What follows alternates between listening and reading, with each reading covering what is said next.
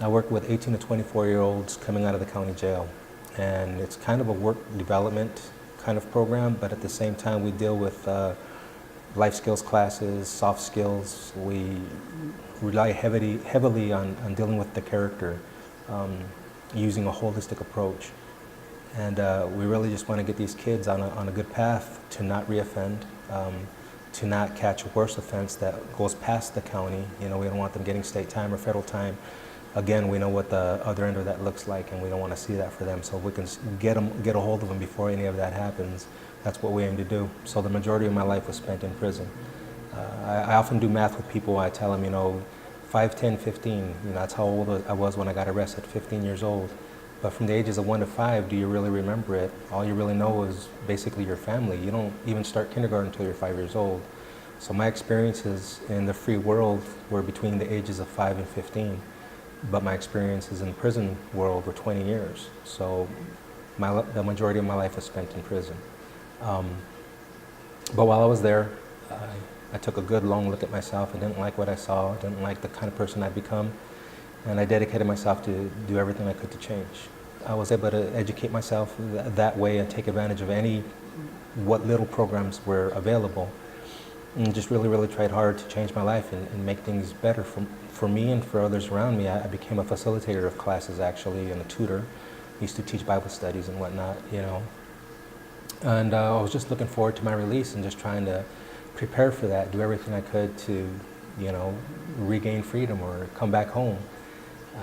When I came home, I quickly realized that I was not the returning citizen. I was not, you know, somebody who paid the price and was given the opportunity to come back into the free world and live a normal life.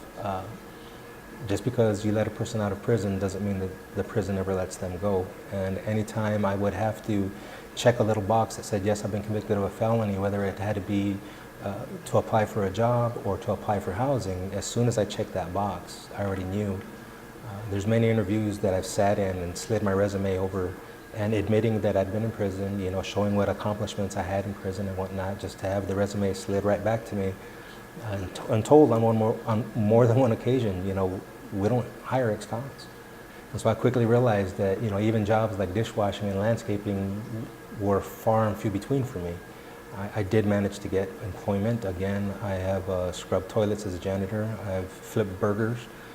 It's a little humiliating when you're in your late 30s, early 40s, flipping burgers, and everybody else around you is in their, you know, teens. Yeah. But again, you got to bite the bullet and make it happen if you want to stay out, if you want to stay free, and if you want to stay legitimate. You know, when you first get out, you know, the first thing that you're trying to do is survive. You need to find a house. You need to find a job. You know, those are necessities that you need in order to live out here. So that's the first thing on your mind. And when you do get the job, when you do finally get a job, then there's also the housing that you have to struggle with. You know, can you imagine you find a job and now you're looking for adequate housing? And you go and put an application, if you pay an application fee to one renter who's not upfront about to you that they're not gonna let a ex-con into their apartment building. And the next day you go to another apartment building and you fill out another application and you pay another fee. By the end of the week, if you did that once a day, you could pay up to $150, $200, all for housing that people have no intention of letting you have, but they're not letting you know up front that they don't allow ex-cons into the building. So those are the things that you face when you're first getting out. Setting aside or trying to get an expungement, that's on the back burner. You have to figure out a way to eat. You have to figure out a way to keep, you know, the elements off of you. And if you have a family, even more so. So yeah, I'm in the process now of trying to do it. If I remember correctly, though, I think that you have to wait until 2 years after you've been released to try to get your crime set aside. And then there's also the restitution. You know, one of the first things that the board looks at is to see if you're paying restitution.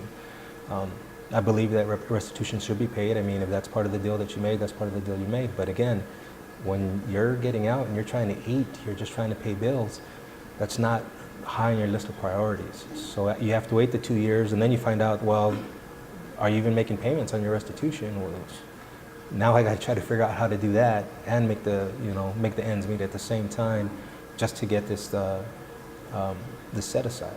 And sometimes it's a full set aside, sometimes it's not. So even if you're doing all that, there's some things that won't go away. There's some things that you can't, overcome. And you just have to learn how to live with that, how to work with it. And it's a real struggle. It gets hard. I had a lady tell me, she sympathetically, I like to call you returning citizens. I like to call you people returning citizens. And I had to tell her, ma'am, I'm not a citizen. I don't have my rights back yet. And even at that, I'm not even a second-class citizen. You treat me more like a pseudo-citizen. You play like I'm a citizen until I want to move in next door to you, or until I want to work, where there's a lot of people. Society has this attitude, well, that's what you deserve for the crimes that you've committed. But then what was all the time I served for, right? Some people get out homeless. And to be homeless and face having to try to get a job and try to get housing, there's a lot of them reoffend because it's just the easier, simpler thing to do. I can be out here in the cold, or I can be in a position where I could get 3 hots and a cot for committing a crime.